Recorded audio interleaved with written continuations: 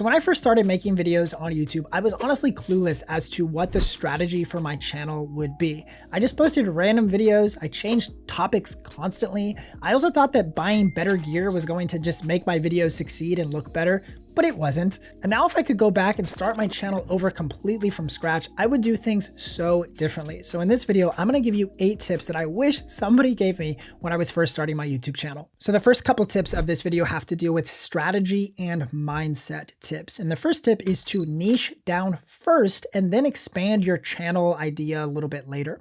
So the mistake that I made was that I was just making a bunch of random videos, hoping that something would take off and that I could just sort of make like videos about one thing one day and other things the next day. And then I could just put these all under the brand of my name, Craig, and that people would just like all of the content, even if it was like not related to each other at all. And let me tell you, that could not be further from the truth. That strategy did not work. And I had to get clear on my channel topic. A phrase you maybe have heard is that riches are in the niches. And wait, do you say niche or niche? Riches in the niches?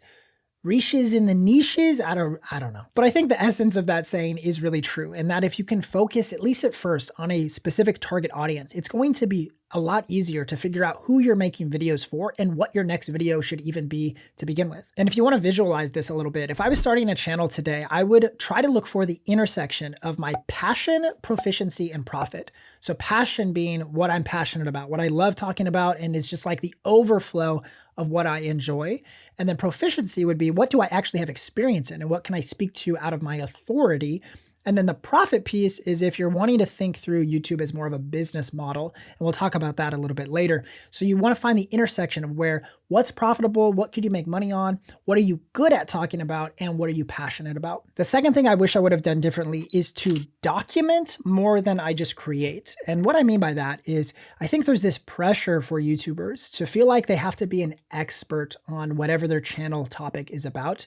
And that is not really the case. You can be more of what's called like a guide instead of a guru. Be a guide, not a guru is a phrase that we've heard here at Think Media. And I think it's very true. A phrase that I heard one time was that you're perfectly positioned to help the person that you were about 1 year ago or 2 years ago. So you don't have to be like 7 years down the road from somebody and you have all this life experience. And if that is you, great. Like you're going to be able to help a lot of people, but don't feel the pressure if you're a beginning creator and you're just starting your channel to feel like you have to have all the answers for whatever your niche is about. Like if I was starting like gardening, like my wife and I just planted some flowers in our front yard and I might say like, I think they look pretty good. And if I wanted to start a gardening channel, I would be so far behind so many people who have already built up their channels and have huge authority. But I would actually be perfectly positioned to speak to people who are just starting out. And a lot of those other, bigger YouTubers might not be making videos that speak to people who just planted their first flowers like yesterday. But if I wanted to start making videos about gardening, I could just sort of document the process and share my journey and my findings. And that would be a great way to start making videos and not feel the burden to have to be an expert, but I can more just share my experience as to what I'm learning through my YouTube journey. All right, these next couple tips center around content and the production of content. And the first thing that I would do differently is I would focus on posting 1 video per week. And I would make this non-negotiable. A big mistake that I made at the beginning was very inconsistent uploads. And we often see this from our Think Media students as well and our viewers. A lot of you struggle with consistent posting. And we find that the best way is to just put it on the calendar. What day is your shooting day?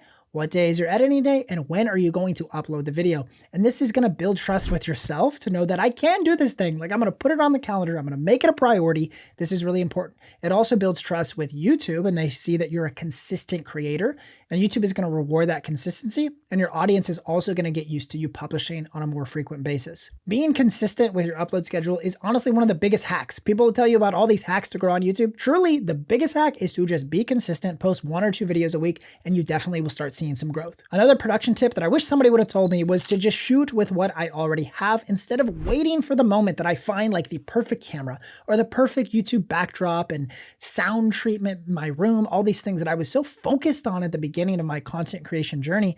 I was like, I gotta get my space dialed in. I gotta get my battle station set up.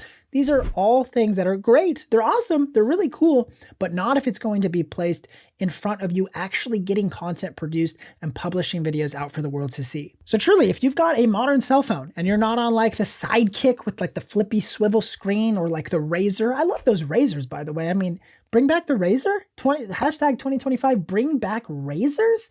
I'm here for it. But if you've got a modern cell phone, you got a high quality camera that is ready to shoot 4K video. It actually has a pretty good microphone on it as well. You could just start with using your phone, and we have countless viewers and students who actually use their phone entirely for their YouTube workflow, and their videos look great. And if you're just ready to punch fear in the face and start up your YouTube channel with the gear that you already have, then you should check out our YouTube Jumpstart event happening in just a few days. It's a free event. It's 3 days long. We're going to go live each day and teach you in-depth strategies for YouTube growth and monetization this year. So there's going to be giveaways, prizes, and awesome sessions taught by the one and only Sean Cannell. He's my boss. What can I say? That's pretty cool. So you're not going to want to miss this event. You can actually sign up at this link right here on screen or at the link down in the description below. Now, shifting gears into some channel growth and optimization strategies, the first thing that I would do differently is I would focus so much more on my titles and thumbnails. For me personally, looking back at my channel, I would focus so much on the idea and the production of the video and the editing of the video and making sure that it looks so perfect and polished. And I would spend very little time on my title and my thumbnail. The thumbnail would usually be like the very last thing that I would do, and it's just sort of like an afterthought. And then the title would usually be like the first thing that came to mind, like Sony a7 III camera review 2024. And it's like, well, there's 300 other people who are making that video. It's not really positioned to succeed very well. And if I could go back, I would reverse that whole strategy. I would focus fully on the title and the thumbnail first before I start making the video.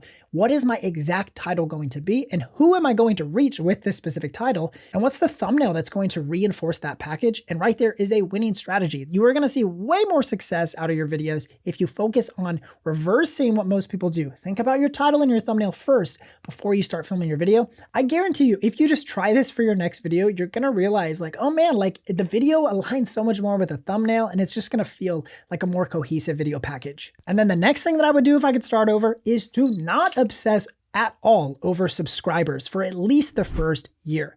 This is a huge error that I made at the beginning. I was just so focused on like, where are my subscribers? How do I get subscribers? I'd watch all the hack videos. I would actually start watching Think Media videos, ironically, about like how to grow your channel and get more subscribers. And I was so focused on these subscribers when I should have been measuring other data, which actually is important for creating subscribers. Things like your click-through rate. Like how often are people actually clicking on my videos? Are my click-through rates really high or are they really low? And most of them were really low because I had poor video packages. Also, my average view duration wasn't that good. And there's things that you could do with better storytelling and better techniques to drive retention and help people stick around for longer portions of the video. I also could have experimented with having longer videos that are 20 or 30 minutes in length to drive that total average view duration upwards, which YouTube loves to see people on the platforms for longer periods of times.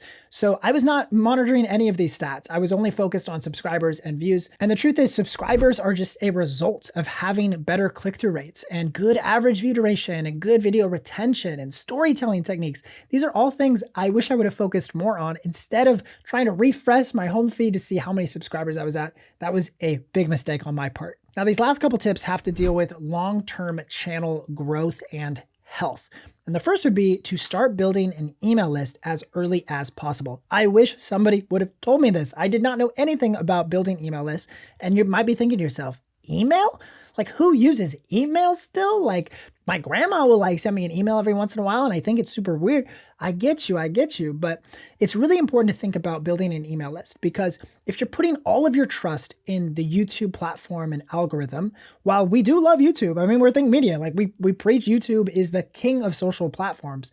The problem with YouTube is what we call a rented audience.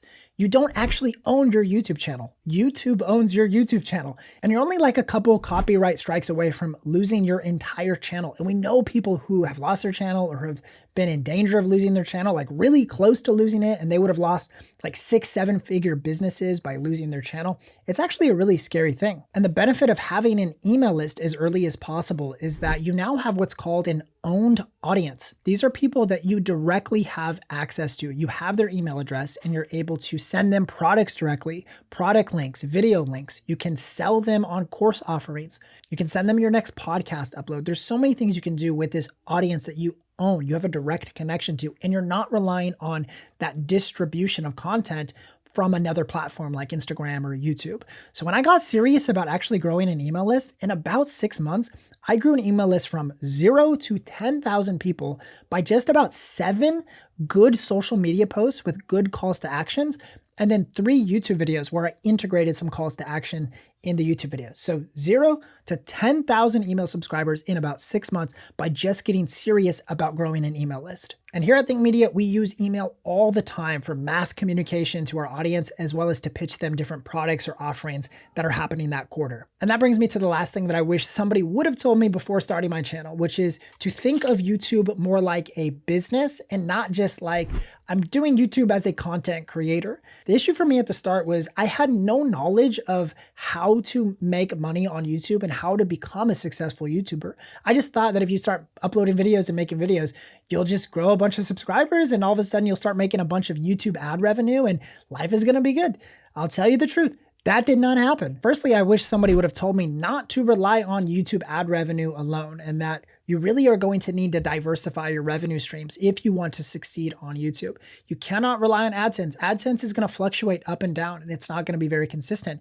But if you can have different products or services that you could offer, that is going to lead to better long-term health for you as a creator. I also eventually started leveling up my education and reading business books and strategy books. Actually, wait. So here are 4 books that were just sitting on my shelf that I've read recently. Hook Point by Brendan Kane, such a great book about how to hook viewers for your videos. The Guide to Going Viral, also by Brendan Kane. He's not sponsoring us to saying this. I just love his content. YouTube Secrets, which if you're a fan of the channel, you've heard of YouTube Secrets. This is our book, and we're actually giving it away for free this year. All you got to do is pay for shipping, and we'll link that down in the description below, how you can get this book for free. And then Day Trading Attention by Gary Vaynerchuk. And people say that I sound like Gary Vee. Do I sound like Gary Vee? Let me know in the comments. Am I a voice twin? Me and Gary, are we voice twins? I'm gonna literally get Russian hackers to destroy your life. So truly, leveling up my education and reading business and strategy books has helped me so much understand the business behind starting a YouTube channel, and that it's not solely just about making videos. Now, if some of this conversation inspires you, you should definitely check out the best strategies to start making money on YouTube this year. It's a podcast that I did with one of our other content creators, Nate. So check that out. I'll see you over there, and I'll see you in the next one.